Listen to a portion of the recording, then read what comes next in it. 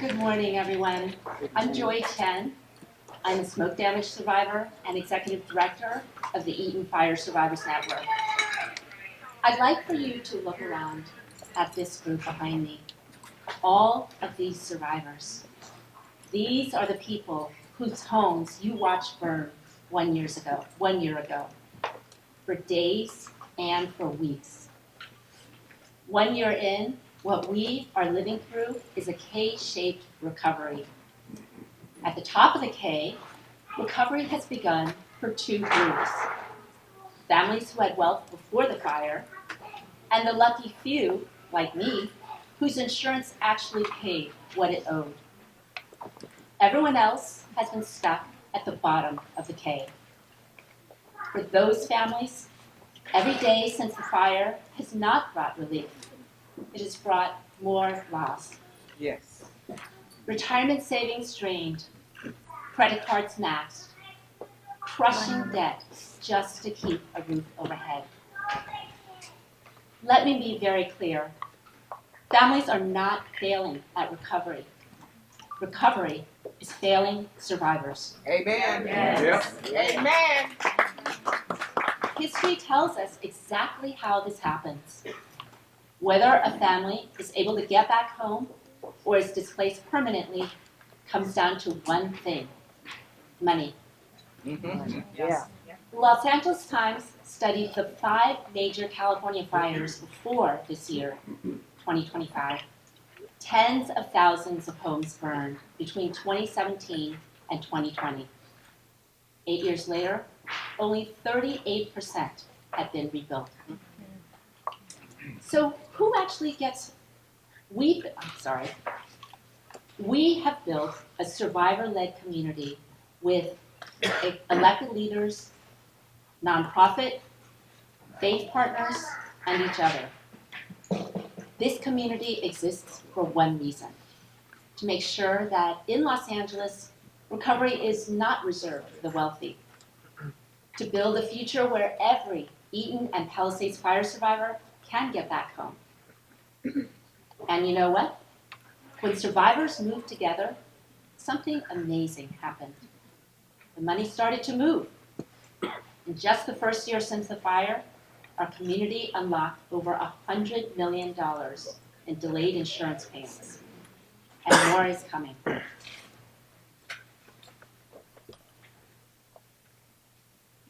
There are 3 sources that each owe survivors tens of billions of dollars: Edison, insurance companies, and the federal government. Today is about unlocking the billions of dollars that families are owed so that every Eaton and Palisades fire survivor can get back home. This year has been the hardest year of our lives. Unimaginable grief. The 31 people who died that day, and the hundreds who have died prematurely since. Homes lost, jobs lost, income lost, a sense of safety and identity stripped away. Local mental health providers are reporting rising suicidal ideation, not because families stopped trying, but because recovery has been delayed, denied, and withheld. And yet, something powerful has happened. More than 10,000 survivors and allies came together through the Eaton Fire Survivors Network and said, "We reject a future where only the wealthy get to come back home." Yes. Yes. That's right. Yep.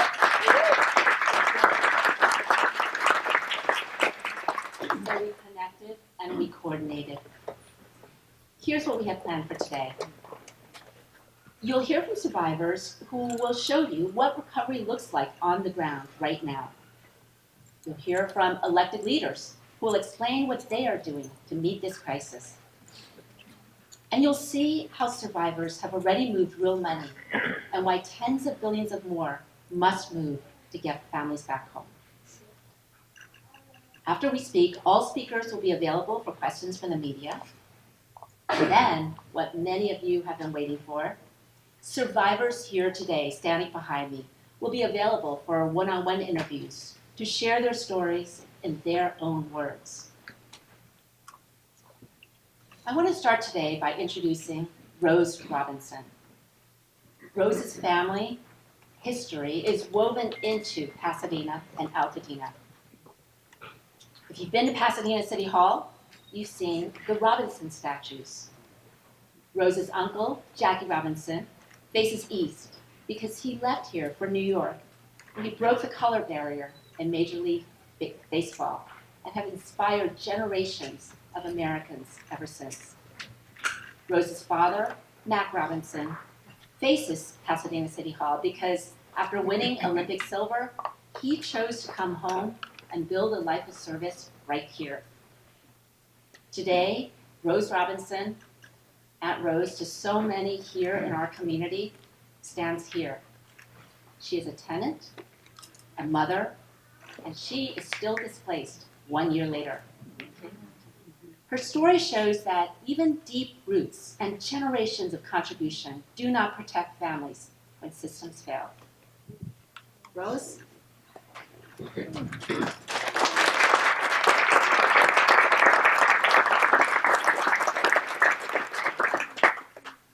Rose doesn't have a lot of experience giving speeches, and so I'll be asking Rose I'll be asking Rose a few questions that she can answer. Rose, tell us, how has losing everything impacted you? It's hard. I can't even explain my loss. I saw my house burn, but I can't explain losing everything. So I lived down the street from the fire department in Altadena. And when I left, we left because of smoke and the wind, because the fire was up in the mountains. And I just closed the door, had my work bag, and that was it. And when I went back a few hours later, I saw my house burning. And so we lost my son and I, my youngest son and I, we lost, everything. Memories. I had Daddy's suitcase from when he was in the Olympics. I had just, my Uncle Jackie's stuff that you get when I was little. So much, pictures and my own children's, baby pictures, just everything. Can you tell us about what your life has been in the past year?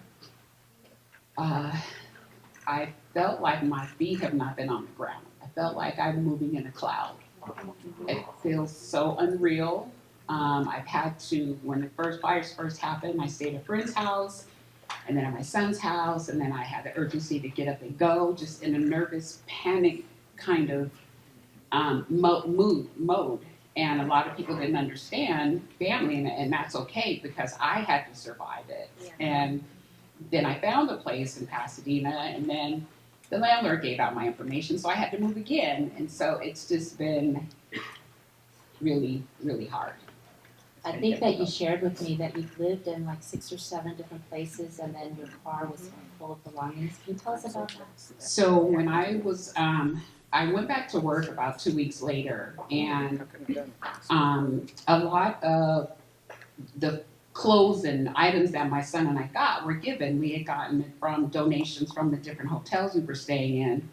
And so my car just was packed, and I was literally driving around with a packed car going from motel or to a friend's house or to my son's house. And then working. I was just in that panic, kind of, like I can't sit still. And you told me that the stress put you in the hospital? So I had to go for breathing because I couldn't breathe. And then one time I got up one morning and I couldn't move my arm. So I'm back down at the hospital, and because I've been so many times and the doctors have seen so many patients, so many people from this fire, that my arm wasn't moving. So I ran all kind of tests to make sure I wasn't having like a heart attack or a stroke or anything, and my arm just locked. And so I had to stay in there for about 3.5 days. And it feels better now, but then it was just like, that was my organ of expression. You know, upset stomach and my arm. I could not move my arm. And the doctors were telling you that they've seen so many different stress-related ailments, right? Yes. You're not alone in this sense. No. And anytime you were not feeling good for whatever reason, mainly because of this, please go to the ER. Please go to urgent care. Don't let other people tell you, oh, it's all in my head because I saw it, because I lived it. But please go seek out medical attention. It is so important because not being able to move my arm and my shoulder could have snowballed into something else. So go. That's why they're there, and they're so wonderful at. Well, I went to Huntington. I love Huntington, but any medical facility, please go get checked out. That's an important message. Thank you. And now you're still out on disability from Yes. all of this stress-related Yes. cascading impacts. Yeah. I'm sorry. Mine has been. I've been having dreams. I would have dreams of people on fire. I would have dreams of my family gathering, and then like a firework, poof! They're on fire. They're gone. My mom passed away a few years ago, and I would have dreams of her. We're arguing about something, but then it's like there's a ball of fire. Not being able to sleep. I mean, it's beyond words. Now, regarding how you move forward and how you get the funds that you need to move forward, Edison has proposed $25,000 in total for tenants like you who lost everything. Is that enough to help you completely restore? $25,000 is literally like 25 cents. I know. It's barely, yeah, and that's not even one good appliance, probably. So no, that's not enough. That's not enough. Rose, thank you so much for your courage, for sharing this story. We are all standing with you 1 year out. I mean, it's obvious that the suffering that you faced is not yet over. And we're here with you. Thank you so much for coming out and trusting us.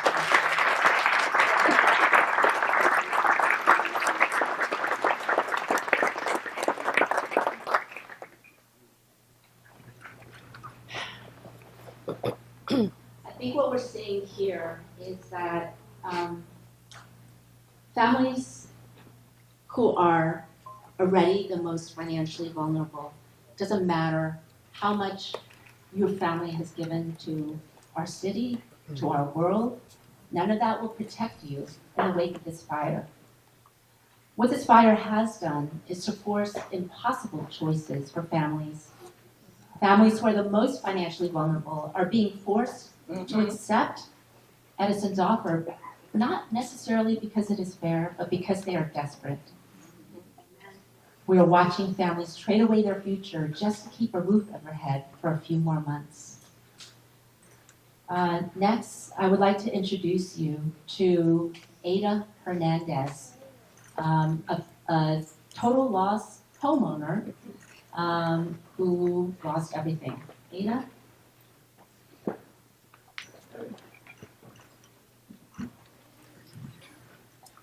Thank you for being here. November 26, 2018 is a date forever etched into my heart. It holds two moments that changed my life in opposite ways. It is the day my firstborn child died. It is also the day we were handed the keys to our home. That home was meant to be a symbol of survival, a place where we could keep going after an unimaginable loss, a place where my husband and I would raise our children while carrying our son's memory with us. It was where I kept the few irreplaceable pieces of him I had left. Fewer than 10 items, priceless beyond words. That home was burned down by the fire that Edison caused. When the house burned, I didn't just lose walls and furniture. I lost my last physical connection to my son. I lost a sense of safety and stability that home represented. Losing our home meant losing our independence, our routines, our sense of normalcy. My children never even finished opening all the Christmas gifts they received in 2024. Those small moments of joy were swallowed up by trauma and displacement. The fire didn't only take what we owned. It took pieces of our relationships too. Our days now revolve around what the fire destroyed, what must be replaced, and what can never be recovered. Unless you have lived through something like this, it is impossible to fully understand how consuming it is. The gap in understanding has created distance between us and people we once felt close to. For the past 2.5 months, the Salvation Army has helped us keep us off the streets by providing an Airbnb. For that, we are deeply grateful, but that support ends January 14th. Starting in just 1 week, next Wednesday, our housing will expire. After that, my husband and I, our 2 small children, and our dog, we may have to live in our car. At the same time, we're expected to keep paying a mortgage on a home that no longer exists, while also somehow finding rent after our insurance housing coverage has been exhausted. This is heartbreak layered upon heartbreak. This is why the coalition's urgent housing proposal matters. It would keep families like mine from living in our cars. To keep us housed while we rebuild. It would give our family, our children stability instead of more trauma. It would give us the ability to focus on recovery instead of survival. Edison caused this fire. Advancing urgent housing relief is not charity. It is their basic responsibility. A roof overhead is the minimum foundation required for us to move forward and rebuild our lives.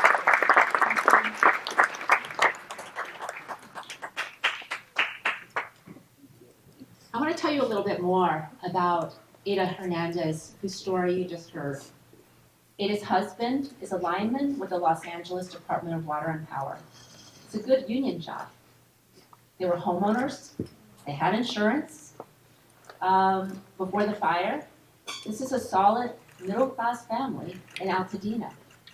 But what happened was their insurance housing coverage, which should last 2 or 3 years, unfortunately expired a couple of months ago. And that's because this fire didn't just decimate homes, it decimated affordable housing in the area, causing rents to double or triple. That's why the amounts of money that were set aside for housing coverage in our contracts are expiring right now. As a result, Ava and her family, who are totally okay living the American dream on January 6th, are now facing homelessness in 1 week. They are looking at living in their car on January 14th, when the Airbnb that the Salvation Army gifted them for 2 months expires. This is why a broad civic coalition of representing 40,000 residents, 250 local nonprofits, philanthropy, led by Miguel Santana of the California Community Foundation, and 150 faith leaders have come together to call on Edison to advance urgent housing relief for all families who are displaced. To tell us a little bit more about that proposal, please welcome one of our community's pillars, Christy Zamani. Christy is the CEO of Day One.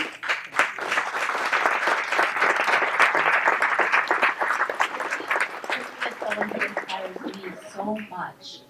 She leads Day One, which is one of the major housing agencies in the area, and has done so for decades, almost 2 decades. And she is also on the leadership council of the Eaton Fire Collaborative, which is the group of 200 nonprofits in the area working on the recovery, of which our group is one, and whose home we're in right now. Please welcome Christy. Thank you, Lily. Good morning, everyone. You know, I think that it's hard to stand here and not just acknowledge how humbled I am to be in the presence of everyone standing shoulder to shoulder.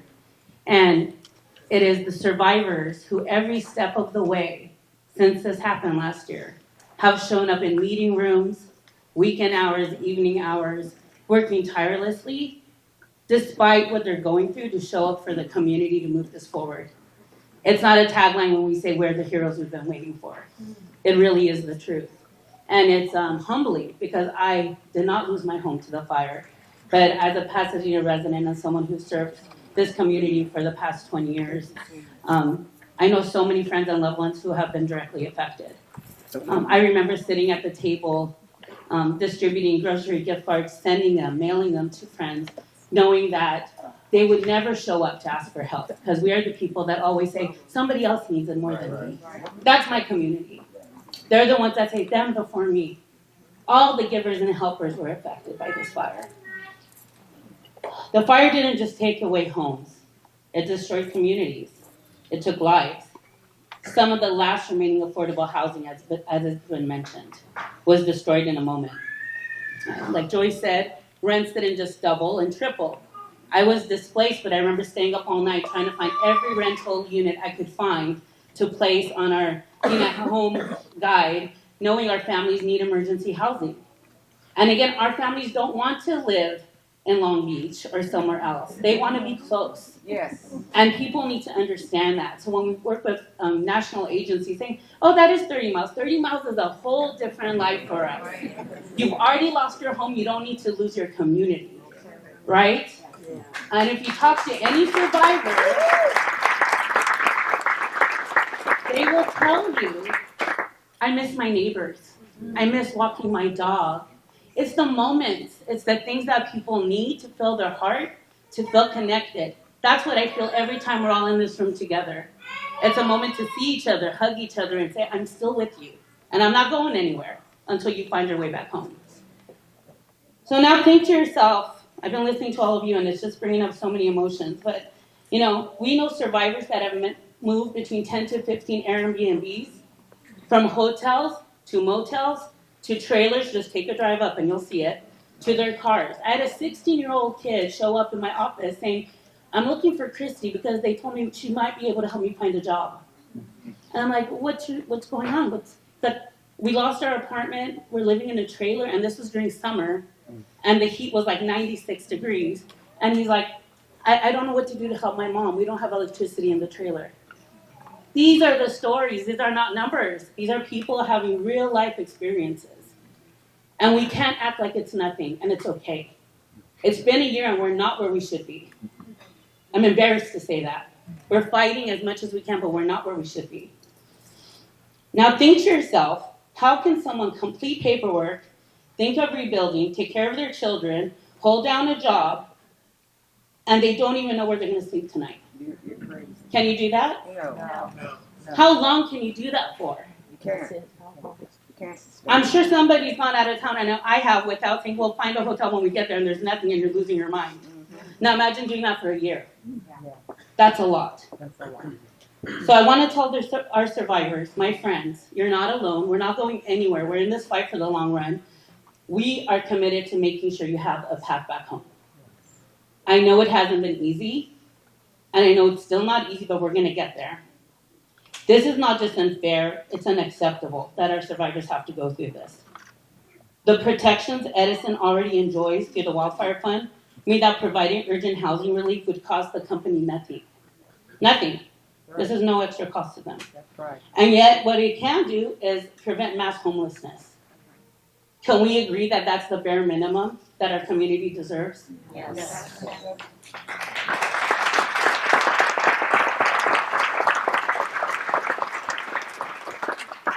We are simply asking Edison to do the same as what other utility companies have done. This is not just about laws and regulations. This is about people. Mothers, fathers, children, our elders. It's what kind of community and what kind of society we want to be. It's about humanity, Yes. right? Yes. At the end of the day, what kind of people are About we? humanity. And I think this is the moment that we need to show up. The communities are waiting, and we don't want to wait one more day. Not till tomorrow, not next week. This needs to happen now. So thank you all. We're in this. Thank you, Joy.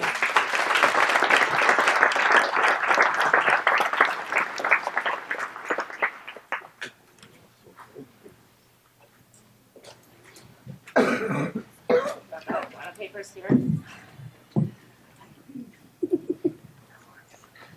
So to today we're talking about three different groups that each owe us tens of billions of dollars. The first one is Edison. Second is insurance. Insurance was supposed to be the safety net that helped families get home after a disaster. Instead, for too many of us, delays and underpayments have become a wrecking ball. Today, 70% of insured Eaton and Palisades fire survivors report that insurance delays, denials, and underpayments are actively blocking their recovery. This problem is not a glitch in the system. It is the system at many companies. So shortly after the fire, survivors came together through the Eaton Fire Survivors Network Discord. We organized into recovery channels, about 50 of them, including a separate channel for each insurance company. And within weeks, a disturbing truth emerged. Whether a family was recovering or not depended largely on one thing: which insurance company they had. For families insured by the worst performing companies, the trauma compounded day after day. In April, at the 100-day anniversary of fires, survivors held a press conference calling on Insurance Commissioner Ricardo Lara to hold State Farm accountable for fulfilling its contracts to Eaton and Palisades fire survivors. That same day, State Farm raised its contents payout without the list from 50% to 65%, just for Eaton and Palisades fire survivors. That single change meant $90 million finally reached families who had been waiting for months.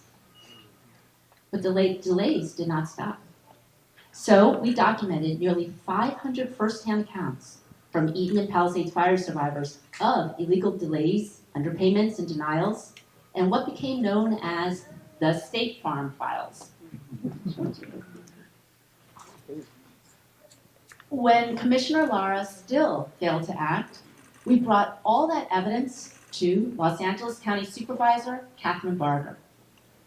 Immediately, she launched a formal county investigation into State Farm's handling of Eaton and Palisades fire claims. That very day, everything changed. Claims that had been illegally denied for nearly a year suddenly got approved. Checks that had been stalled for months suddenly started moving. One of those people that money finally reached is Mark Mariscal.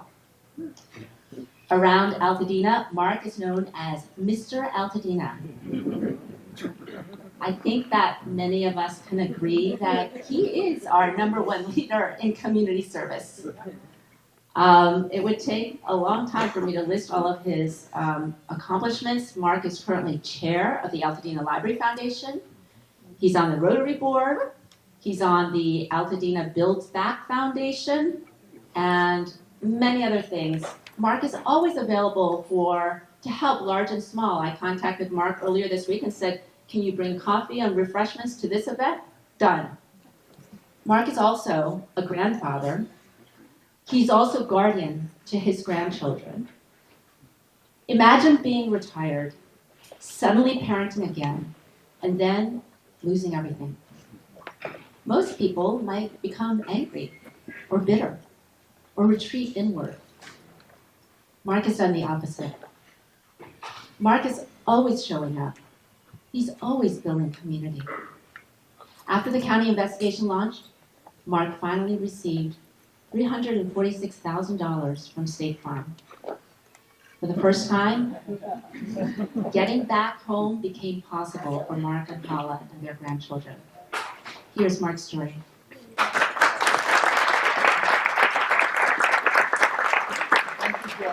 I'm anywhere close to #1. Everybody here is 1.1111 because we are all in it together. Ya estamos juntos, todos nosotros estamos juntos allá en esta lucha. Look, I just got to say, I should not have been pushing my insurance company as hard as I had to do. For them to tell me that they can rebuild my house at $670,000 for 2,000 square feet. I said there was no way. And they said, well, when you get a contractor, I said, how am I going to get a contractor if I can't even get my architect to decide how we're going to build our house if I don't have enough money? We were blessed. I want to say that again. We were fortunate and we were blessed to have an insurance agent 2.5 years ago tell us for $120 more, we could get 50% coverage of escalation inflation, 50% more for a permit upgrade. People don't know that. And so a lot of people, at least 80% of these homeowners, property owners, are really being shortchanged in a sense. One, maybe from their agent, two, from the insurance company. And so when I told Joy, and she said, was it after November 13th? I said, heck yeah. I spent 3 months back and forth with my insurance adjuster. The fourth one, going back and forth saying, look, your 90 pages of how to build my house, I had 2 companies send them kind of rougher estimates, and it took 3.5 months, but I got to tell you, it probably happened after November 13th, because right before Thanksgiving, we got the notice, and then the check came 2 weeks later.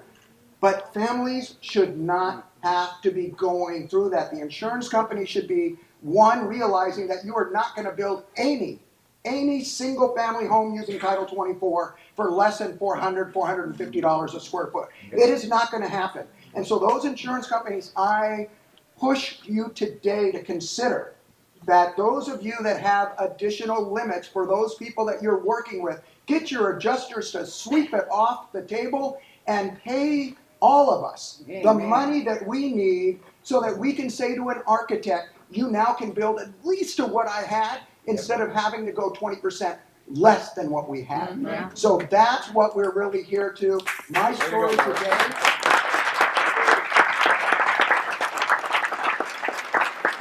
is that they have the capacity to do so, and they should do it. So nada más unas palabras que tiene que decir la aseguranza, todos las compañías de aseguranza tiene que dar todo el apoyo que pueden hacer a todos nosotros. So I know Joy, red sign. Thank you. Way to go, Rock.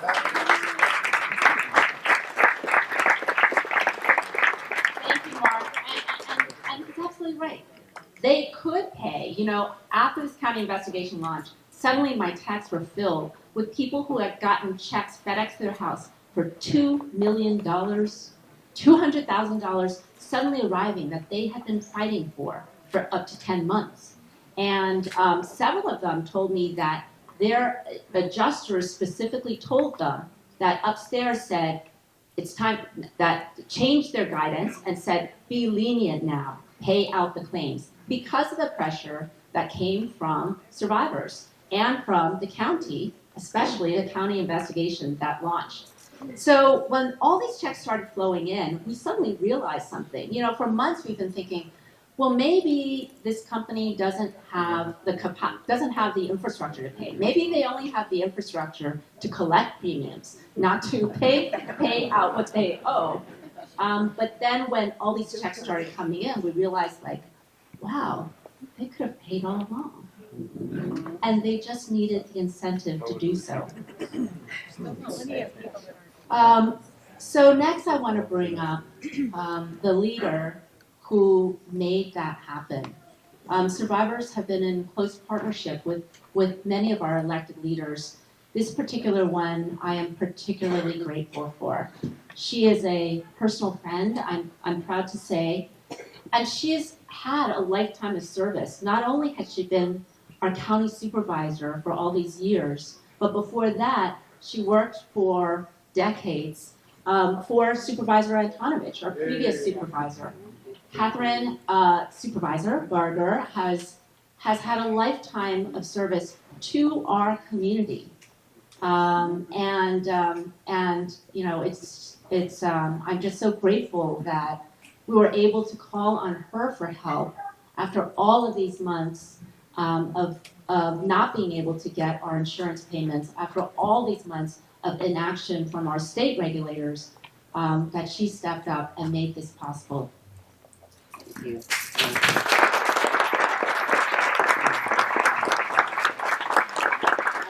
The word humbled is putting it mildly. This is an incredibly emotional day for me, and I did not lose my home. Reliving what happened a year ago is devastating, and devastating for those that woke up knowing that they had nothing to go home to. So to each and every one of you survivors, who I see more than I see my home, I love you, and I am here for the long haul to make sure that you are made whole. Especially you, young lady. I know you are, because you're That's right. a star. That's right. And I want to thank the Eaton Fire Survivors Network for bringing us all together this morning. Joy, I told the insurance commissioner, don't underestimate Joy. This is a woman who not only will provide you with information, but she'll document it. So the footnotes are what you need to look at. The footnotes are not innuendos about what is perceived to be happening. There's facts behind it, and you provided those facts. So my admiration for you runs deep. Yeah.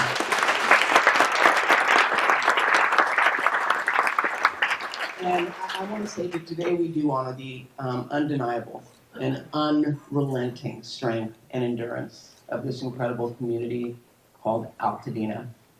1 year after the Eaton fire, recovery is still very much a work in progress.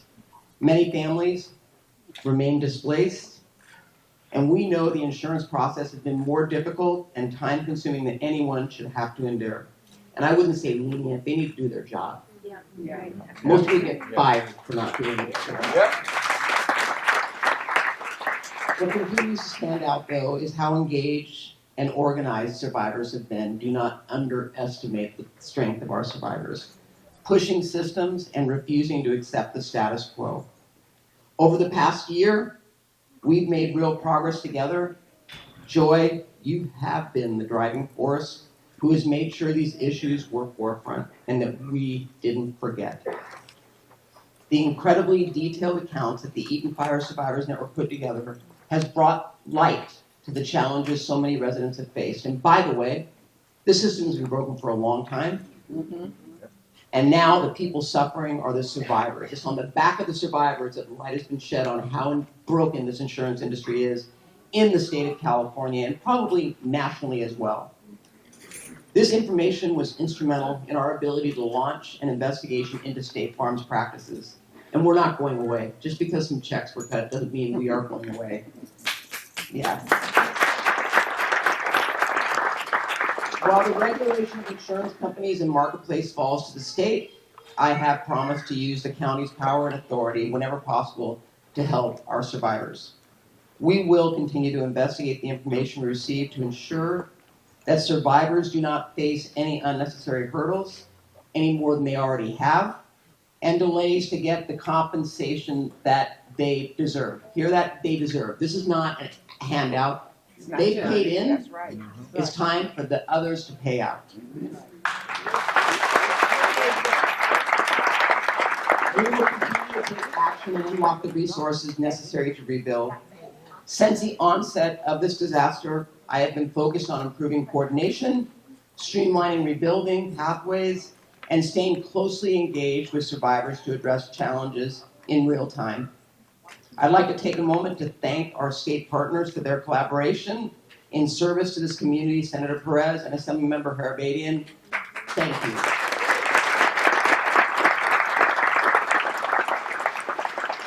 Make no mistake, they've been engaged on this issue and have taken action in Sacramento to address the challenges our community is facing. I couldn't do it without them.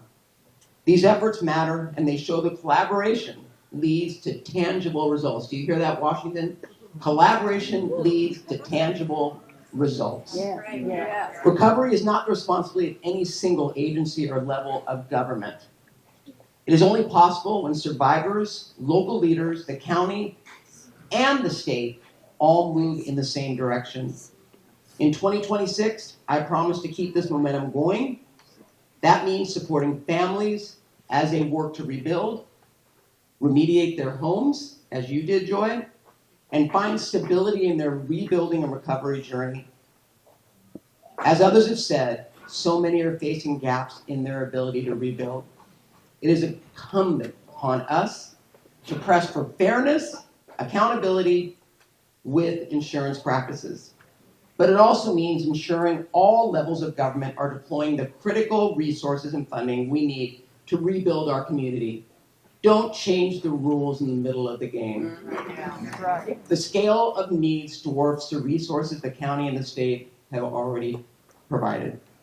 I look forward to working with my colleagues in Washington, D.C., if you're listening, to bring supplemental disaster aid to Los Angeles Yeah. County. Yeah.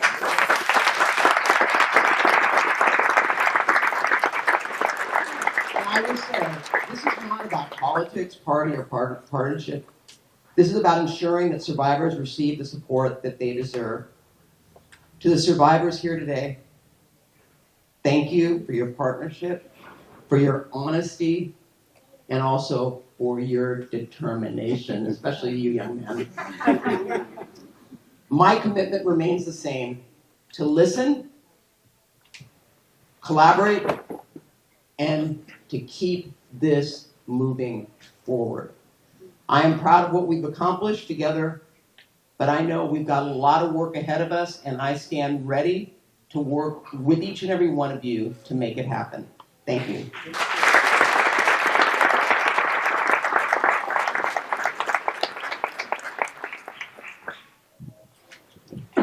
Thank you so much, Supervisor Barger. So we have started to unlock real money, but there is so much more work to be done, as the supervisor just said. We are owed still tens of billions of dollars Yeah. from insurance, and without that money, this recovery will not be able to be complete. To understand why many families are still stuck, you need to see how illegal insurance conduct actually works. Claire Thompson, Claire here, is here to show us exactly how delays and underpayments block recovery. And she brought all the receipts. Claire?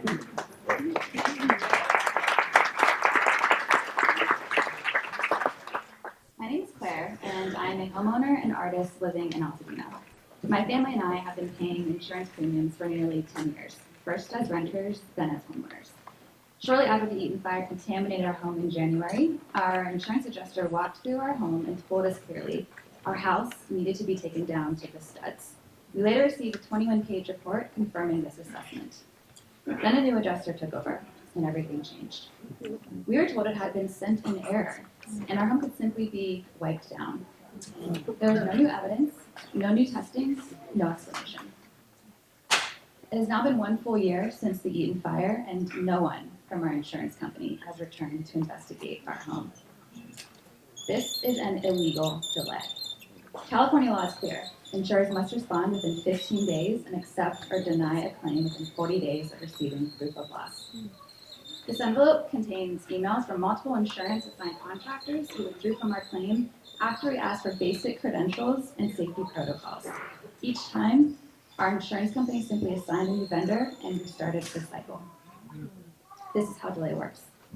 Quietly, repeatedly, and without accountability, until families are exhausted. The delay isn't the only tactic being used against us. The estimates that determine what families are owed are being rewritten behind closed doors. An estimate is a document that determines what work will be done and how much the insurance company will pay. Families rely on these estimates to know whether their homes can even be made safe again. In our case, the first estimate confirmed our home needed to be taken down to the studs. That estimate was later replaced with a reduced version claiming our home only needed surface cleaning, even though the underlying evidence had not changed. This is a report from a certified industrial hygienist documenting lead in our home at more than 800 times the EPA limit, along with beryllium, arsenic, and cyanide. Our insurance company paid for this testing and then ignored it. This is university laboratory testing showing that our fabrics and other porous items absorb toxic VOCs, including benzene and formaldehyde. Ignored. These are manufacturer letters from appliance manufacturers stating that contaminated products must be replaced, not cleaned. Ignored.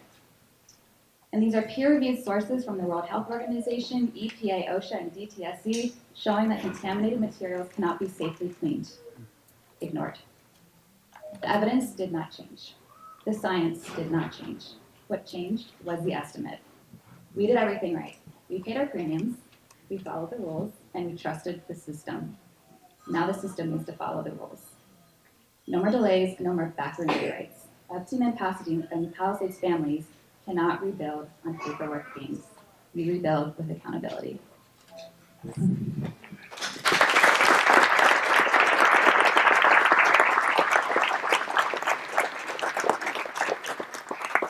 Thank you so much, Claire.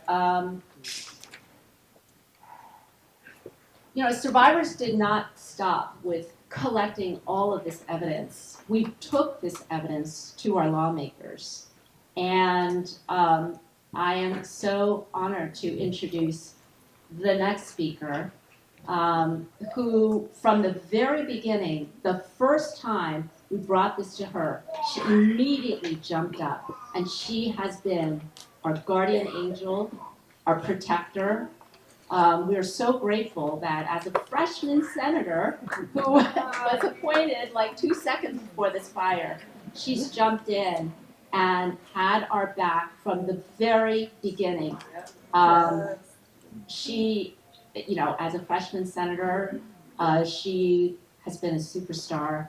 She has been tirelessly and powerfully working on our behalf in every respect. We are so grateful to have her as our ally and champion, Senator Sasha Renee Perez.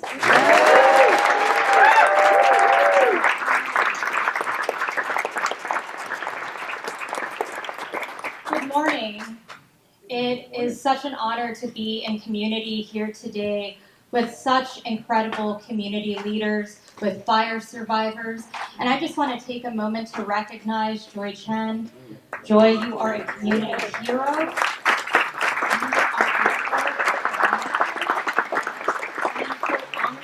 To work with you and stand beside you.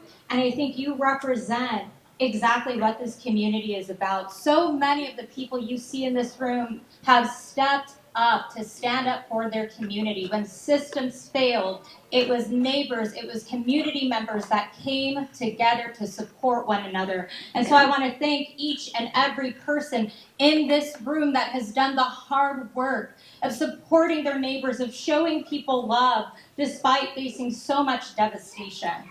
And it is for that reason that we have been working so hard day in and day out to support you all through the recovery process, whether that's been passing bills to enhance tenant protections, because we know landlords were trying to tell tenants that they had to continue paying rent despite the fact that their units were damaged or burned. That's unacceptable. We've changed the law. We've expedited the process for the county to create an increment financing district so we can speed up the process of recovery. We are very proud to pass that. Supervisor Barger has taken that into action so we can get Altadena rebuilt as quickly as possible. And we're protecting our generational homeowners, making sure those that haven't transferred title are not held liable for bad taxes. We have been busy at work. The investigation into state harm to hold these insurance companies accountable. And I want to emphasize something because there is a piece of this work that we are continuing to work on. I wrote a letter to the CEO of Southern California Edison, Pedro Pizarro, and have made it very clear that they need to provide emergency housing relief to the community of Altadena.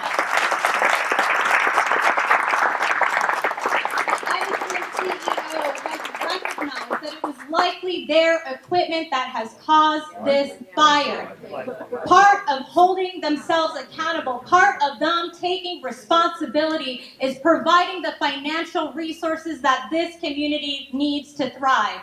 We cannot allow for another disaster to happen. We will not allow this community to fall into homelessness. Edison, you need to step it up.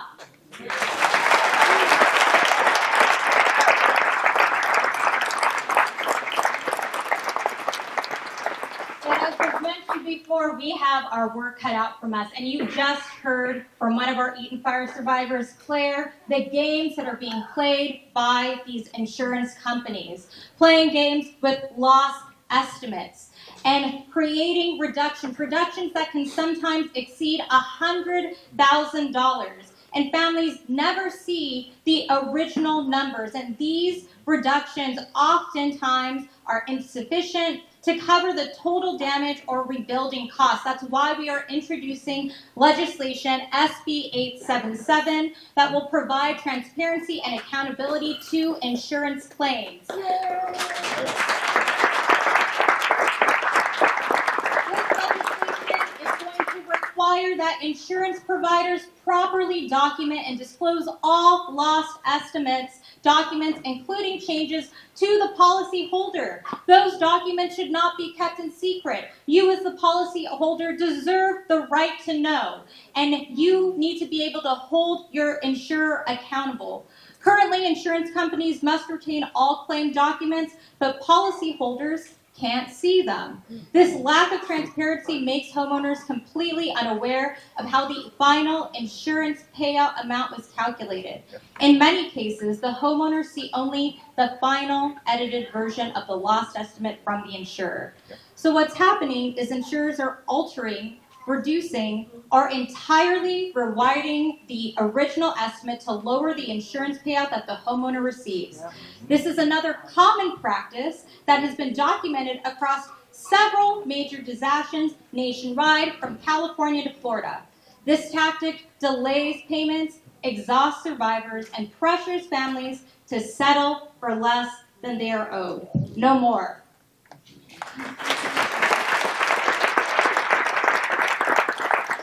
Our second bill that we'll be introducing, SB 878, is the Insurance Payment Accountability Act. This bill will stop the long wait many homeowners face when insurance claims are needlessly delayed. A Department of Angels survey of nearly 2,000 Eaton and Palisades survivors found 70% are experiencing delays or denials, which is blocking their ability to recover. My legislation would require automatic interest penalties of 20% paid to policyholders when insurance companies delay making decisions or issuing payments. We need to hold insurance companies accountable. This is a common tactic used by the industry. Eaton and Palisade wildfire survivors have learned that insurance companies do not have to deny a claim to devastate a family. They only have to delay it. Deadlines are routinely evaded through open-ended reviews, partial decisions, and claims labeled indefinitely as under investigation. Although such delays already violate California state law, and I want to make that clear, these are already illegal, there is no penalty. That lack of a financial consequence allows insurance companies to make this a routine business practice. By imposing a 20% interest penalty on delayed payments, SB 878 will reduce the financial incentive for insurance companies to delay coverage decisions.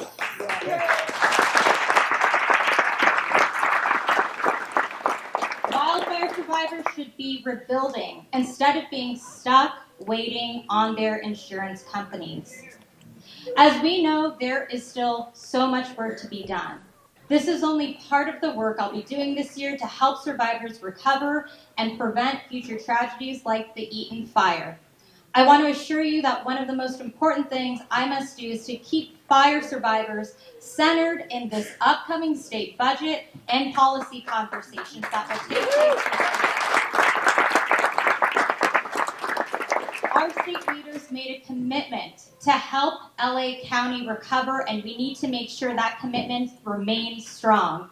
You all deserve nothing less than California's full support. And I want you to know I am inspired by the strength, by your voices, by your stories. I have no more important job than to represent each and every single one of you, and it is a damn honor to be able to represent the community of Altadena. Thank you all so much.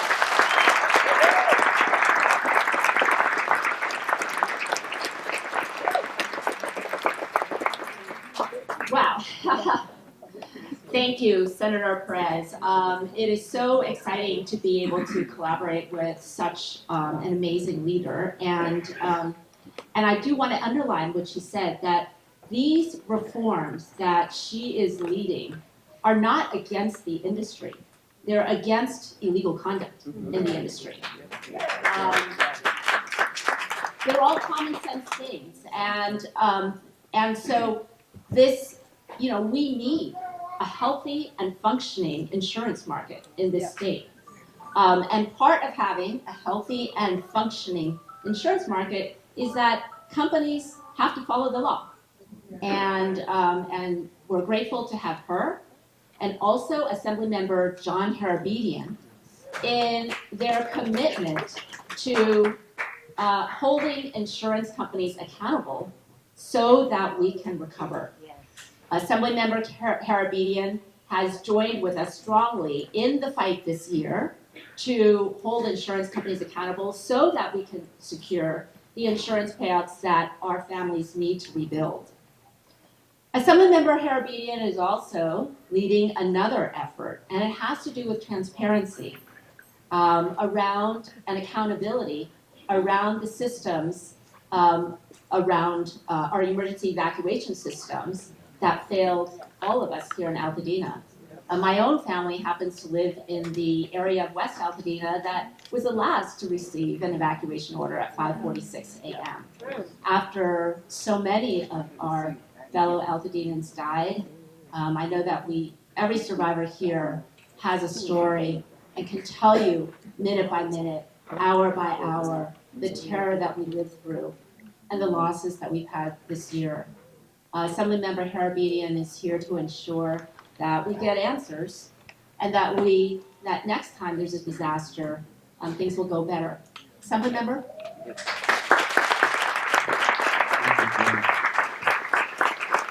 Let me just say that Joy, we will say it many times, thank you for everything. Thank you to the survivors and to Senator Perez's words. It is a damn honor. It's a damn honor to represent this community where I grew up. And this fire a year ago happened on our second day on the job, second day in Sacramento. And I see my predecessor, Assemblymember Holden here, Senator Portantino, two of the most powerful legislators in the state of California. And this fire happened to come to our communities when there was two newbies on the job. And I think that you saw a lot of results happen because they thought they could take advantage of new people on the job. They thought that with the new assembly member and a new senator, maybe they could get away with things that they otherwise couldn't. But I'll tell you, they couldn't. And we have been fighting tooth and nail to ensure every survivor is taken care of. And all of us that are here today and those standing behind us, everyone's a little different. We are all obviously collectively tied to this tragedy that happened a year ago. But you heard from Rose, you heard from Ada, you heard from Mark, you heard from Claire. Everyone is dealing with different things. And we need to make sure that each survivor is listened to. And we will continue to do that. And I will say, 1 year later, we're obviously gathered here to remember the lives lost, 31 lives lost, and the devastation caused by the Eaton Fire and the Palisades Fire. But we honor our neighbors and our families and our community because it's been forever changed by what happened that night. And while time has passed, there's a lot of pain that remains. The emotion up here is real. It's anger. Many of us are laughing because if we weren't laughing, we'd be crying. And I think that we still, however, do not have questions answered as to what happened that night. And that's unacceptable. Altadena is not broken. Let me be very clear. Our community and our spirit is not broken. Our community strength did not burn away that night. It stands in the courage of the survivors behind me and those of you out there who are listening and here with us today, the resolve of the families rebuilding, and the shared determination to demand justice and accountability. And let's talk about justice and accountability. We still do not have answers as to what happened that night. How this fire started, we have a pretty good idea as to how the fire started, but we still don't have a definitive answer a year later. Unacceptable. We don't know why it spread so rapidly, why people were not evacuated, and why 19 of our neighbors and family members died. That is unacceptable. Absolutely unacceptable. Survivors deserve more than silence and uncertainty. They deserve the truth. The truth. And without the truth, there is not going to be trust there's no accountability. And I know, because I talk to my neighbors and family members that are going through this every day, a lot of you have lost trust in government. A lot of you have lost trust in us. And I think that rightfully so. Rightfully so. As the chair of the Joint Legislative Audit Committee in Sacramento, I ordered an independent, state-led audit of the Eaton Fire. I demanded that months after the fire. It was approved in June. It is kicking off this week. We will have answers. We will have answers sooner rather than later. The audit is about transparency. It is about identifying what went wrong, holding systems accountable, and it's been said today, ensuring that these failures never happen again. And that is something that can't be overstated. While truth and knowing what happened is important for all of us in this community, this will happen again. Other communities are going to be faced with this, and we need to ensure that no lives are lost. No home that shouldn't have burned. And that is why we are doing this. It is not optional accountability, it is essential. And accountability also means responsibility. You heard from many speakers today. Let's be clear. Edison must pay everything that they are liable for. Yes. No survivor.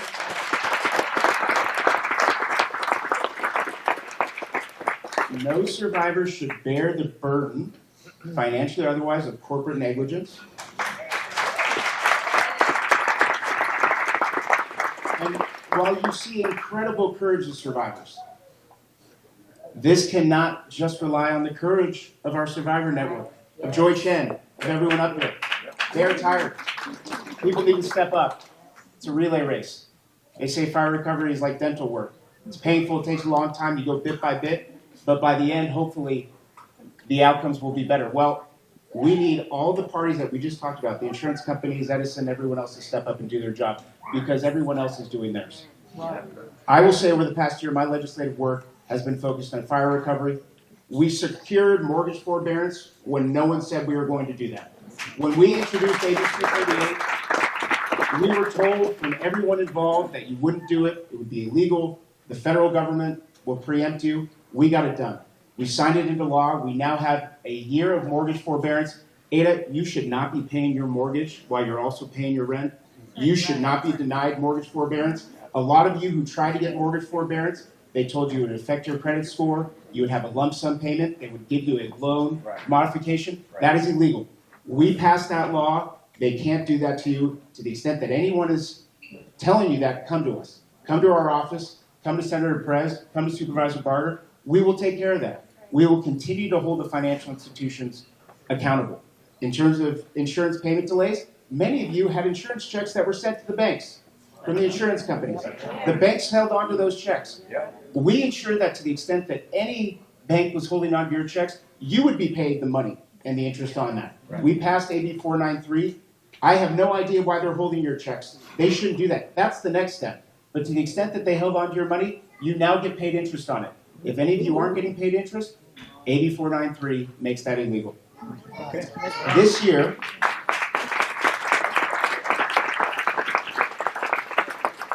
I will continue to fight the fights with my colleagues here, Senator Perez, Supervisor Barger, and many others, on things that we just mentioned. Underinsurance. For those of you who are lucky enough to have insurance, every single one of you was underinsured. You heard it from Mark Morrisville. That is unacceptable. Many of you didn't know that you were underinsured. We are going to fix that. We are going to make sure that no one is being denied smoke damage claims. It is unbelievable what we're seeing. None of you will be trapped in limbo anymore. We will pass legislation to make sure that smoke damage claims are treated as the courts have told us they need to be treated. It is illegal what they're doing. It is actually illegal in the face of Supreme Court law here in California.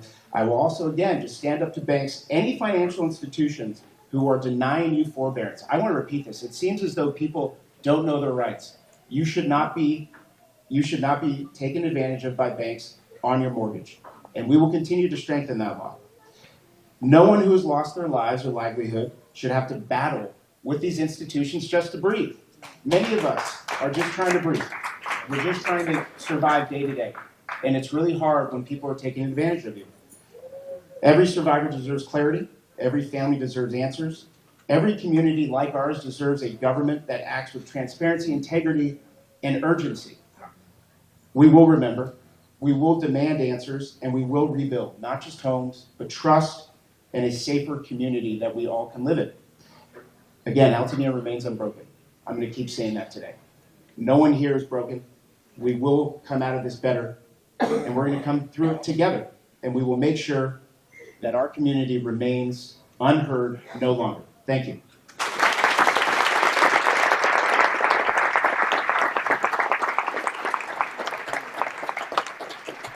Thank you so much, Assemblymember Harabedian. I just want to acknowledge the other elected officials who have honored us with their presence here today.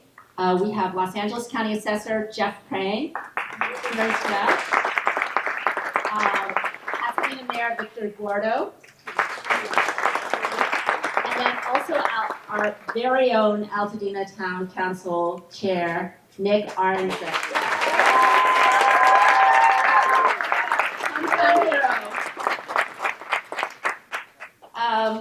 So we've talked about now Edison. We've talked about insurance. Both of those owe us tens of billions of dollars. To share with us about the federal government, I want to introduce not my old friend, my longtime friend, Miguel Santana, who is president and CEO of the California Community Foundation and has been leading the philanthropic response to this recovery. There's been a lot of talk about philanthropy in this recovery, and I know that many of us have spent a lot of time chasing after grants from philanthropy, and there are often questions asked like, well, how come I didn't get this grant? How come I didn't get that one? Where is this money that we're reading about in the newspapers? Right. And I just want to be clear, you know, philanthropy generally operates in the hundreds of millions of dollars. Miguel has done an unbelievable job of raising money this year. But I read a report from the Center for Disaster Philanthropy in 2025 citing in the last year studied, which is 2023, across the United States, all philanthropies gave a sum total of $123 million to fire recovery. $123 million. But each of the entities we're talking about today owe us tens of billions of dollars. In order to make recovery possible for everyone, we need to be working in the tens of billions of dollars. Philanthropy cannot replace the role that Edison, insurance, and the federal government can play. Here to tell us about philanthropic response and the role of the federal government, please welcome Miguel Santana. Good morning, buenos dias. You know, Joy, everyone has acknowledged you. In Spanish, we call you a chingona. And for those of you who do not know what that means, Joy, you are badass. She deserves another round of applause.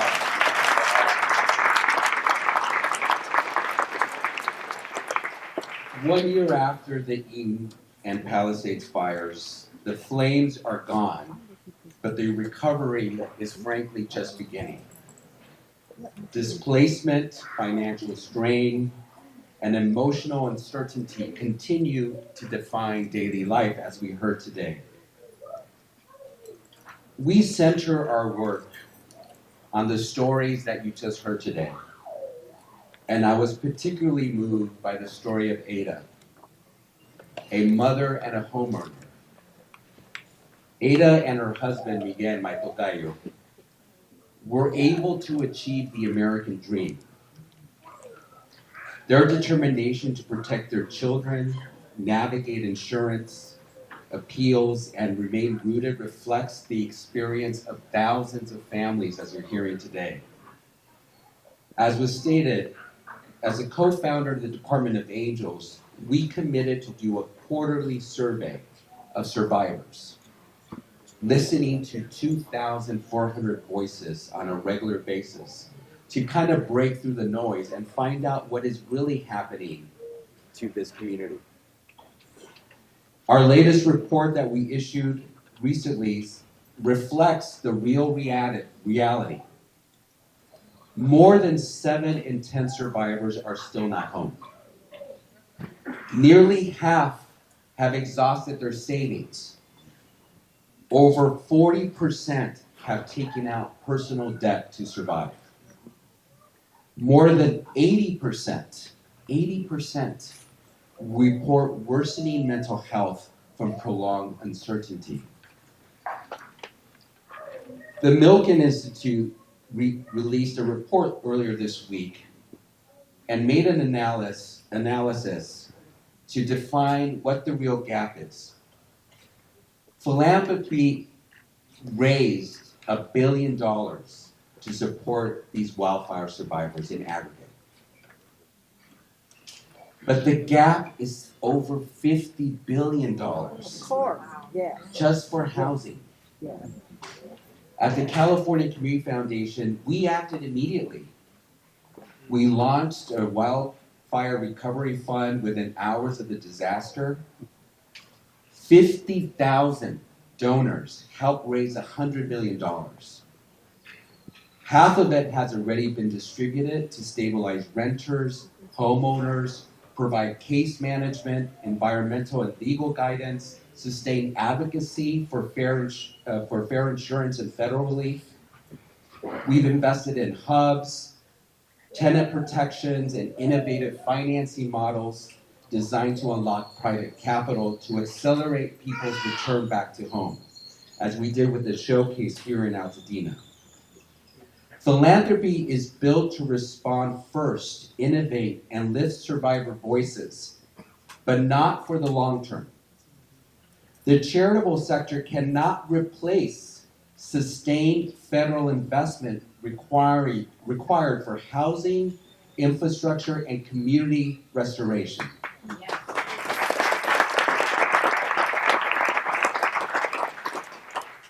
$50 billion is what is needed. And that is why we need at least $35 billion in reliable federal support now for housing, renters, schools, remediation, and long-term mental health. You know, one thing that is clear is that nobody thinks it happens to them until it does. And as Angelenos, as Californians, we support survivors of tornadoes, of floods, of hurricanes around the country. We give more in taxes as Californians than we receive. But now it is our turn. It is our turn to get the federal help that we are entitled to.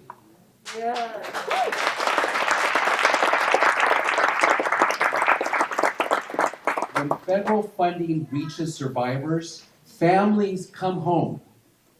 When it doesn't, displacement becomes permanent. Government, philanthropy, business, and Edison must align around one goal: help families return safely, quickly, and with dignity together.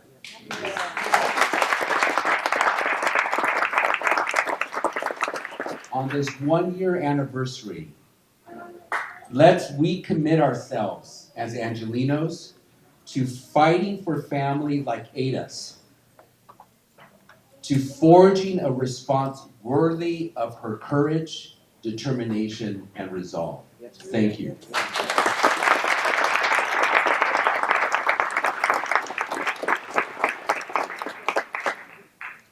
Thank you, Miguel.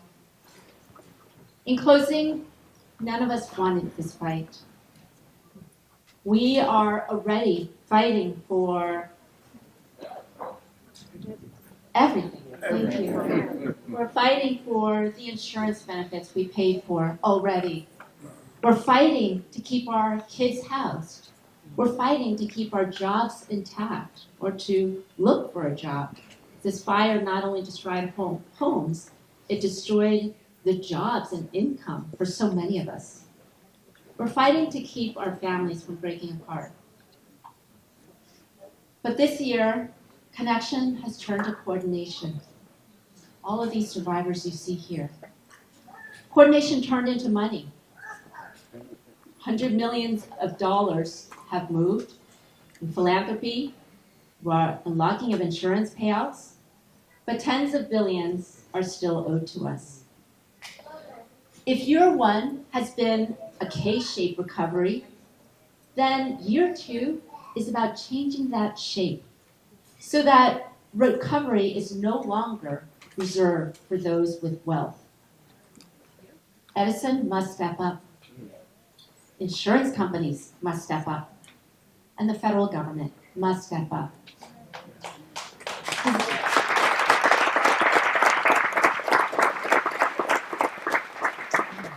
Disasters are accelerating across America.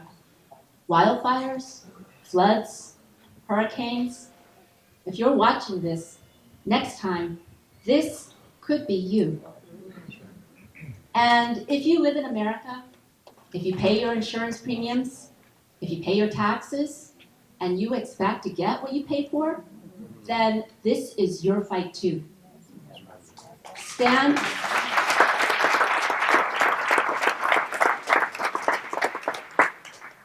with survivors. Help change the shape of recovery.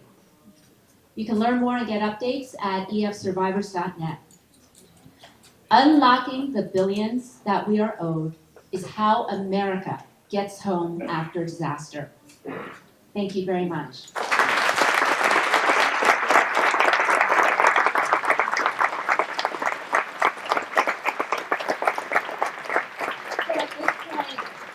Speakers here are available to take questions from the media.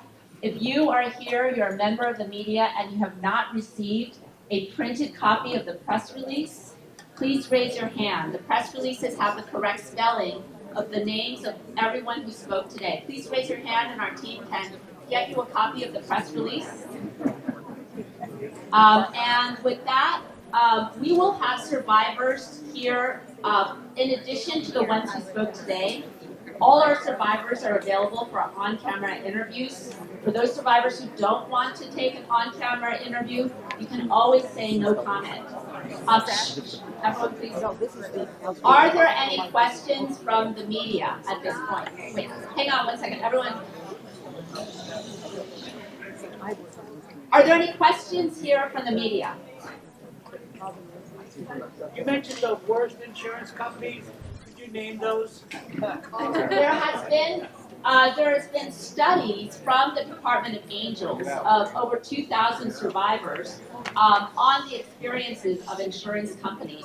So quoting from those studies, over 80% of LA fire survivors, over 80% have had negative experiences with State Farm and Fair Plan, and over 80% of LA fire survivors have had positive experiences with USAA and AAA. Any other questions? Yes.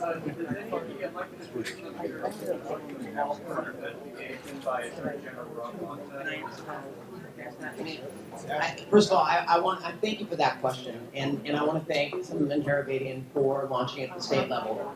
I have said, and I will continue to say, I welcome investigations across the board. We are currently in the midst. The first study led to more questions and answers.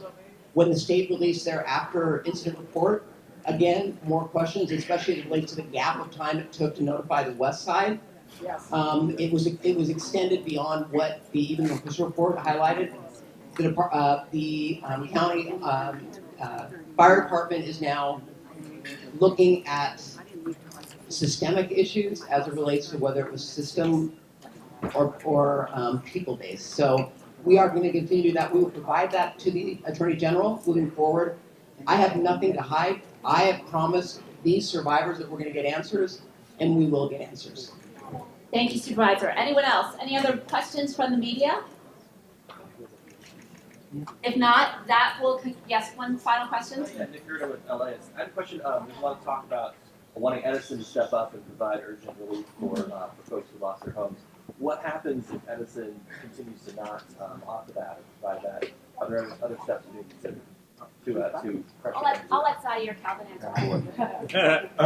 To give an example of Zaire Calvin, Z-A-I-R-E, Calvin, C-A-L-V-I-N. Edison not stepping up and providing that will be an example that no one I can give an example right now. My mother just received an eviction notice the day before the anniversary of this fire.